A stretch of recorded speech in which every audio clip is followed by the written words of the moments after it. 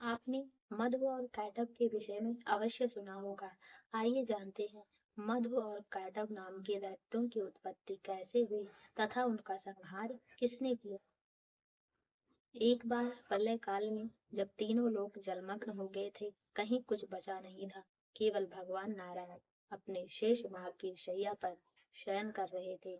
उस समय उनके नाभि कमल से ब्रह्मा जी की उत्पत्ति हुई तथा उनके कान के महल से मधु और कैटब नामक दो महाबली दानव उत्पन्न हुए। उन दानवों ने 1000 वर्षों तक देवी को प्रसन्न करने के लिए कठोर तप किया। उनकी तपस्या से देवी प्रसन्न हो गई और आकाशवाणी होने लगी, दानव तुम्हारी तपस्या से मैं प्रसन्न हूँ, जो भी इच्छा हो वरदान मांगो। दानवों ने कहा, देवी यदि आप सचमुच हम पर प्रसन्न हैं तो हमें ऐसा वरदान दीजिए कि जब हम चाहें तब हमारी मृत्यु हो, कोई अपनी इच्छा से हमें मार न सके। देवी ने कहा, तथास्तु।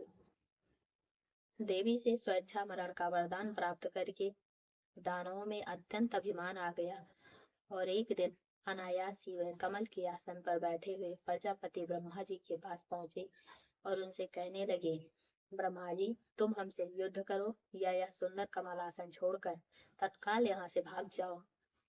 मधु और कैटब के वचन सुनकर ब्रह्मा जी चिंता में पड़ गए और उन्होंने अपनी सहायता के लिए भगवान नारायण को जगाने का निश्चय किया और वह भगवान नारायण के पास जा पहुंचे तथा उनकी स्तुति करने लगे। किंतु भगवान नारायण उस समय योग निद्रा में सो रहे थे, अतः वे नहीं जगे।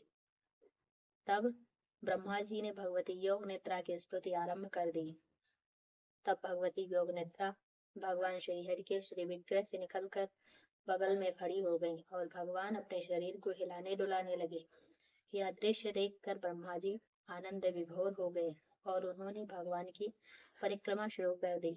जब भगवान नारायण जगे तो उन्होंने देखा कि भयभीत होकर ब्रह्मा जी उनके सम्मुख खड़े हैं। उन्होंने अपने मेघ के समान गंभीर वाणी में ब्रह्मा जी से कहा, ब्रह्मा जी आप जब तब छोड़कर यहाँ कैसे आ गए, बताइए क्या चिंता है आपको। ब्रह्मा जी ने कहा, भगवान आपके कान की मैल से मधु और कैटब नाम के दो दानव उत्पन्न हुए हैं और वह मुझे मारने के लिए ढूंढ रहे हैं। उन्हीं से बचने के लिए मैं आपके पास आया हूँ, अतः अब आप मेरी सहायता कीजिए। भगवान नारायण ने कहा, ब्रह्मा जी आपको अब चिंता करने की कोई आवश्यकता नहीं है, आप यहाँ मेरे पास विराजिए, मैं उन दानवों का अवश्य वध कर दूंगा। इतने में ही मतवाले मधु और कैटब ब्रह्मा जी को ढूंढते हुए वहां आ पहुंचे और उन्हें ललकारने लगे। मधु और कैटब कहने लगे, अरे तो भाग कर यहाँ इसके पास आ गया, यह देखता ही रहेगा और हम तेरा वध कर देंगे, किंतु अभी पहले तू लड़ ले, या लड़ना नहीं चाहता तो मैं तुम्हारा दास हूँ, ऐसा कह दे। मधु और कैटब के वचन सुनकर भगवान नारायण बोले, दानव लगता है तुम्हें असीम अभिमान हो गया है। यदि युद्ध की अभिलाषा है तो आ जाओ, मैं तुम्हारी इच्छा अवश्य पूर्ण कर दूंगा। भगवान के वचन सुनकर मधु और कैटब का क्रोध और भी बढ़ गया तथा कुपित होकर मधु लड़ने के लिए भगवान के सम्मुख आ गया। मधु और भगवान में मल्ल युद्ध होने लगा। 5000 वर्षों तक युद्ध चलता रहा, किंतु भगवान मधु को जीत ना सके।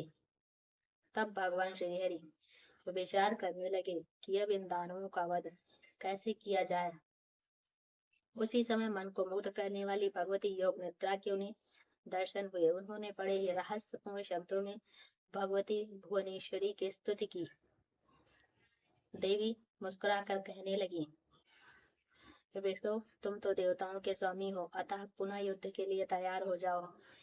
ये दानव ठग कर मारे जा सकेंगे, मेरी वक्र दृष्टि से ये अवश्य ही मोह में पड़ जाएंगे और जब ये मोहित हो जाएं, तुम इनका वध कर डालना।